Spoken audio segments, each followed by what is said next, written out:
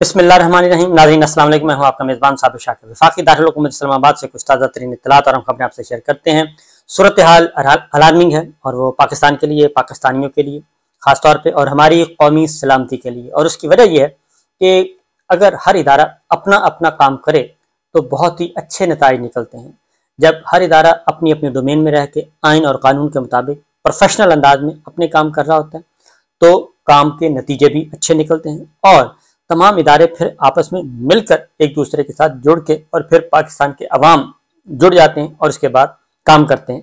और इसके नताइज हमने देखा कि दहशतगर्दी के खिलाफ जंग हमने लड़ी और बड़े अच्छे तरीके से लड़ी। पराई जंग थी, इसके बावजूद दुश्मन हमारे कैपिटल तक, सूबाई दारुल हुकूमतों तक, हमारी कौमी तनसीबात तक पहुंच चुका था और बहुत ज़्यादा नुकसान कर रहा था। लेकिन इसके बावजूद यूनिटी के साथ बहुत बड़ी कुर्बानियां दी और हमने ये लड़ाई लड़ी और हमने ये जीती और पूरी दुनिया में एक रोल मॉडल के तौर पे ये गुरिल्ला जंग जो है और ख़ास तौर पे जो दहशतगर्दी के खिलाफ और अंदरूनी मुल्क और अपने ही दुश्मन जो हमारी सफ़ों में थे उनके साथ लड़ी और जो नज़र नहीं आते थे। और एक तरफ अफ़गानिस्तान था, वहाँ पे दुनिया जहान की फोर्सेस आई हुई थी लेकिन वो जंग हार गए और हार के उनको जाना पड़ा। लेकिन हमने अपना इलाका क्लियर करवाया और बड़े ही अच्छे तरीके से आगे बढ़ रहे थे। और उसके बाद 20 साल लगे, हज़ारों की तादाद में हमारी कुर्बानियाँ हुई, सिविलियन की भी, फोर्सेस की भी, सिविल इदारों की भी और मिलिट्री अस्करी इदारों की भी, तमाम की तमाम। कोई ऐसा तबका नहीं जिसने कुर्बानी ना दी हो। 12 उसके बाद हमने फिर पाक अफगान बॉर्डर जो है वो महफूज किया। लेकिन उसके बाद हुआ ये कि जब हमने, क्योंकि जो मैं आगे खबरें आपको बताने लगा हूँ उसके ख़तरनाक नताइज आना शुरू हो गए। उसकी वजह यह है कि हमारी इस वक्त मिलिट्री इस्टेब्लिशमेंट जो है वो पिछले कुछ अरसे से वो बड़े ही बुरे तरीके से वो पॉलिटिक्स में इन्वॉल्व हो चुकी है। और पॉलिटिक्स में इन्वॉल्व नहीं हो गई बल्कि पॉलिटिक्स कर रही है। सियासत, अब वो सियासत उनकी प्रायोरिटी बन गई है। और जब उनकी सियासत प्रायोरिटी बन जाए हमारे मिलिट्री ऑफिशल्स की, हमारे मिलिट्री इदारों की, अस्करी इदारों की, जिनका काम ही सिर्फ और सिर्फ दिफा है, कौमी सलामती है, ये अमूर निपटाने हैं, लेकिन अगर वो अपना काम छोड़कर वो सियासी उमूर में और हुकूमतें गिराने में और हुकूमतें बनाने में लग जाएं। ये सिलसिला शुरू हुआ जनरल बाजवा के दूसरे ज़माने से। पहली एक्सटेंशन के बाद, पहली टर्नोवर ख़त्म हुआ, जो ही एक्सटेंशन मिली उसके बाद उन्होंने ये साजिशों के ताने बाने बुनने शुरू कर दिए और हमारी फ़ौज को सियासत में बड़े बुरे तरीके से उलझा दिया। खुद भी मुलव्वस हुए और अपने साथियों को भी सियासत में मुलव्वस किया और बड़े बदतरीन तरीके से हुआ। और उन्होंने एक ऐसे वक्त में जबकि पाकिस्तान कामयाबियां समेट रहा था, दहशतगर्दी के खिलाफ जंग अपने मंतकी अंजाम को पहुंच चुकी थी, अफगानिस्तान में तालिबान हुकूमत आ गई और उस वक्त ज़रूरत थी एक दोबारा से कोऑर्डिनेटेड एफर्ट की। लेकिन कोऑर्डिनेटेड एफर्ट के बजाय क्या किया गया, वो सारे का सारा सत्यानाश कर दिया गया और उस वक्त अपने आप को इन्वॉल्व किया पॉलिटिक्स में और फिर एक दफ़ा फिर हुकूमत गिराने के लिए मैदान में उतरे और हुकूमत गिराई, ड्राइंग रूम में बैठ के पॉलिटिक्स की। और ये सारे का सारा जो इस वक्त हम गंद देख रहे हैं, ये सारे का सारा गंद वो बनफ्स नफीस बखुशी लेके आए और उन्होंने हर पार्टी के साथ एक अलग से एक साजिशी ताना बाना बुना, हर सियासी जमात के साथ और हर मुल्क के साथ भी। न सिर्फ ये, खारजा पॉलिसी का भी सत्यानाश किया, दाखिला पॉलिसी का भी सत्यानाश किया और सत्यानाश करके अपनी एक एक्सटेंशन के चक्कर में सारा कुछ बर्बाद करके निकल गए और मुल्क को 5 शदीद तरीन बहरानों में मुब्तला कर गए। सियासी बहरान, आइनी बहरान, अदालती बहरान और मुआशी बहरान। और सबसे बढ़कर ये कि हमारे अब ये जो कौमी सलामती सिक्योरिटी के इश्यूज हैं वो इस हद तक हो चुके हैं कि दोबारा से हमारी सिक्योरिटी फोर्सेस जो हैं वो हमलों की जद में हैं। न पाक अफगान बॉर्डर महफूज है, न पाक ईरान बॉर्डर महफूज है। और जो ताज़ा तरीन 2 वाक़यात हुए हैं, क्योंकि हमने बहुत कुर्बानियों के बाद ये काम शुरू किया था और कंट्रोल हासिल किया था, लेकिन अब फिर पाकिस्तान जो है वो अमन का गहरा, बल्कि हमने बड़ी कामयाबी से हमने दुश्मन मुल्क के सर्विंग ऑफिसर को पकड़ा और पूरी दुनिया ने देखा और वह भी हमारे पास है। लेकिन फिर यही हुआ जो होता है, आपस में लड़ाइयाँ शुरू हो गई और जब आपस में लड़ाइयाँ शुरू हो गई, पॉलिटिकल लीडरशिप, अस्करी क़यादत, मीडिया और पिछले 14 महीनों में पाकिस्तान में जो प्रायोरिटी है वो सिर्फ ये है कि अपनी पसंद की हुकूमत लेके आनी है और मुसल्लत शुदा हुकूमत को जारी सारी रखना है, डिफेक्टो हुक्मरान खुद बनना है और डिजोरे हुक्मरानों को रद्दी की टोकरी में टिश्यू पेपर की तरह इस्तेमाल करना है। और ये सब कुछ हो रहा है। कल 2 वाक़यात हुए, फिर उसके बाद आगे बढ़ते हैं। एक सुई में हुआ, सुई के इलाके में एक झड़प हुई बलूचिस्तान में। बलूचिस्तान कल मैदान जंग बना हुआ था और फायरिंग का तबादला हुआ, 2 दहशतगर्द मारे गए, लेकिन 3 सिक्योरिटी एहलकार हमारे जाम शहादत नोश किया उन्होंने। और इसी तरीके से दूसरा जो बड़ा वाक़या हुआ वो ज़ोब में हुआ, और वो भी बलूचिस्तान में हुआ, और शुमाली बलूचिस्तान गैरिजन पर शदीद हमला हुआ, और गैरिजन पे हमला एक मानी रखता है, और क्योंकि अगर गैरिजन महफूज नहीं तो फिर क्या महफूज हो सकता है। गैरिजन पर हमला हुआ और ये शदीद हमला था, जिसमें 5 जो है वो दहशतगर्द मारे गए, लेकिन वो 9 हमारे जवानों को शहीद कर गए और जख्मी इसके अलावा हैं, और इसमें भारी हथियारों से लेस थे, सब कुछ था। ये सब कुछ हो रहा है। इसी तरीके से पाक ईरान बॉर्डर पे भी अक्सर वाक़यात होते रहते हैं, और ये सारा सिलसिला दोबारा से शुरू हो चुका है। उसकी वजह बड़ी वाज़ेह है कि हमने जो इंसदाद दहशतगर्दी के लोग थे उनको जहां लगाना था उनको वहां नहीं लगाया, उनको लगाया हमने पॉलिटिक्स पे, और पॉलिटिक्स पे वो वही काम कर रहे हैं जो दहशतगर्दों के साथ करते हैं। वो अपने शहरियों के साथ, सिविलियंस के साथ, जो सियासी कारकुनों के साथ वही सलूक कर रहे हैं जो दहशतगर्दों के साथ किया जाता है। अपने काम छोड़ के, एक्सपर्ट लोगों को छोड़ के दूसरी जगह पे लगाया और दूसरों को वहां पे लगा दिया जहां पे उनकी जरूरत नहीं थी। ये सिलसिला इस वक्त पिछले 14 महीनों से जारी है और इस वक्त उरूज पे है। इन हरकतों की वजह से हम इस वक्त पूरी दुनिया में रुस्वा हो रहे हैं। यूरोपीय यूनियन में रुस्वा हो रहे हैं, अक़वाम मुत्तहिदा में हो रहे हैं, अमेरिका में हो रहे हैं, बरतानिया में हो रहे हैं, हर जगह आलमी इंसानी हकूक़ की नज़रों में, आलमी इंसानी हकूक़ की तंजीमों की नज़रों में आ चुके हैं, और हमें चार्जशीट पे चार्जशीट किया जा रहा है। और ऐसी इस हद तक हुआ कि इसराइल, जिसको कभी मौका नहीं मिला था दुनिया 75 सालों में कहीं भी कभी मौका नहीं मिला था कि वो हमको एम्बेरस करता, ये पहला मौका उसने एम्बेरस किया।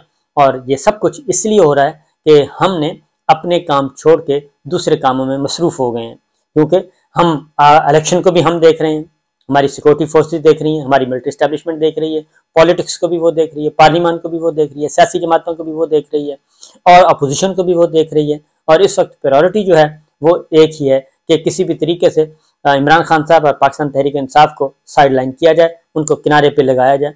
और ये एक ऐसा शौक है जो कि हम इस शौक को पूरा करते करते पूरे मुल्क को बर्बाद कर बैठे हैं, और अब हम पूरे दुनिया में कशकोल लेके फिर रहे हैं। पूरी दुनिया में हमारी एक इज्जत थी, और इस वक्त पिछले 14 महीनों में कोई ऐसा एक मुल्क नहीं ऐसा जिसके पास हम ना गए हों कि जनाब हमें कुछ थोड़े से पैसे दे दें और हम आगे बढ़ सकें।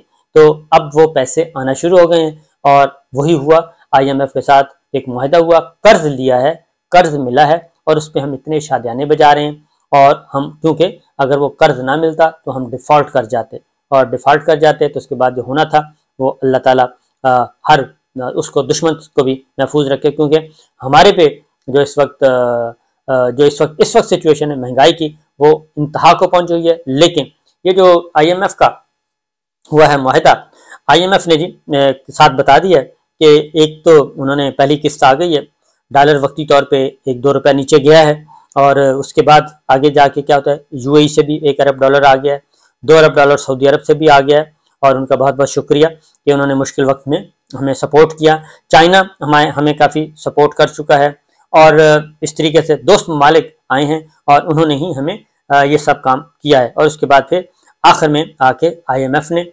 मदद फरमाई है। और अब IMF की तरफ से जो स्टेटमेंट आया है, उन्होंने कहा जी पैसे तो मिल गए, लेकिन पाकिस्तान में महंगाई की शरह जो है वो 25.9% यानी कि 26% रहेगी। महंगाई 26% रहेगी, 100 रुपए की चीज़ 126 रुपए तक चली जाएगी। और बाकी जो माली साल 2023 में महंगाई की शरह जो थी वो 29.6% रही, और अब होगी जी हमारी 26%, यानी 3% कमी आ जाएगी, लेकिन रहेगी उतनी ही। और ये अभी तक का अंदाजा है, और जब आगे बढ़ते हैं तो फिर पता नहीं क्या होता है। और 2022 में जिस को हम इमरान खान का दौर कहते हैं, और जिस इमरान खान के दौर पे सब पता नहीं क्या क्या बोलते रहते हैं, उसमें जी 12% थी माली साल 2022 में।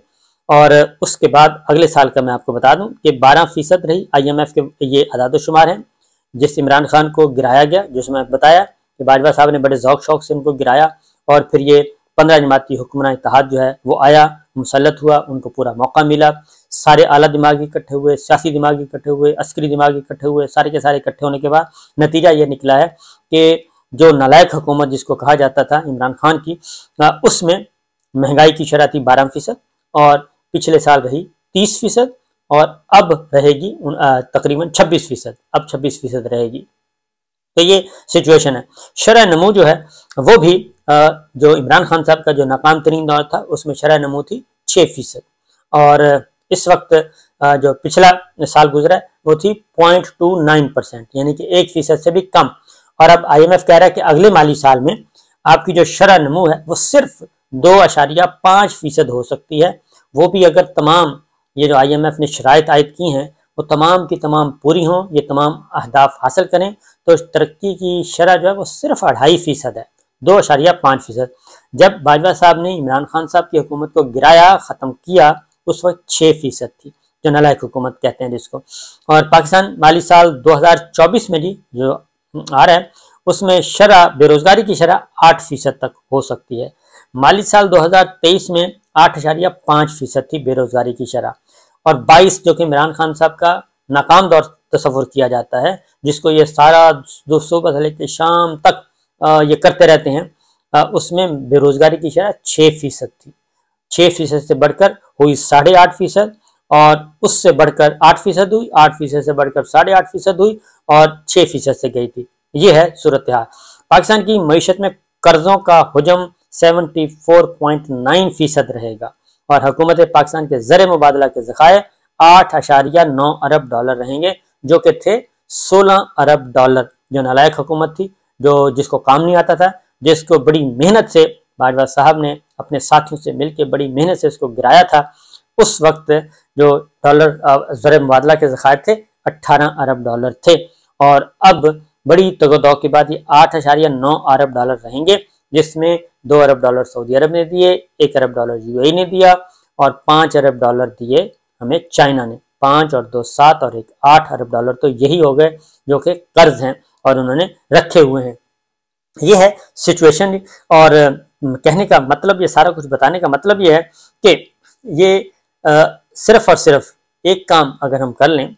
अब देखें, ये सारी सिचुएशन मैंने आपको बता दी है कि इसको अब ठीक करने के लिए अब ज़राई मईशत हमारे पास माहिरीन हैं, ज़राअत के माहिर मौजूद हैं, NARC है, PARC है, रिसर्च इदारे मौजूद हैं, उनको तगड़ा करने की ज़रूरत है। उन इदारों को तगड़ा करने के बजाय अगर हमारे मुसल्लह फ़ौज जो हैं, वो हमारे अस्करी जो हैं लीडरशिप, वो आ जाए ज़राअत को ठीक करने के लिए, और वो कारपोरेट फार्मिंग के नाम पे वो इसमें कदम रखे और ग्रीन पाकिस्तान का एक बीड़ा उठाए, तो मेरा ख्याल है कि बेहतर है कि वो सही कहा है शोएब शाहीन साहब ने, तो बेहतर है कि फिर सारे काम जो हैं वो सरहदों पे फिर कौन जाएगा, फिर सरहदों पे दहशतगर्दी के खिलाफ जंग, फिर अमन व अमान की सूरत हाल, सिक्योरिटी की सूरत हाल और दीगर मामला, इनको कौन देखेगा अगर ये सारे काम ही करने हैं। पहले महकमा ज़राअत मजाक से कहते थे, और वो वाक़तन महकमा ज़राअत सच्चा हो गया। इससे पहले तकरीबन 42,000 एकड़ रकबा जो है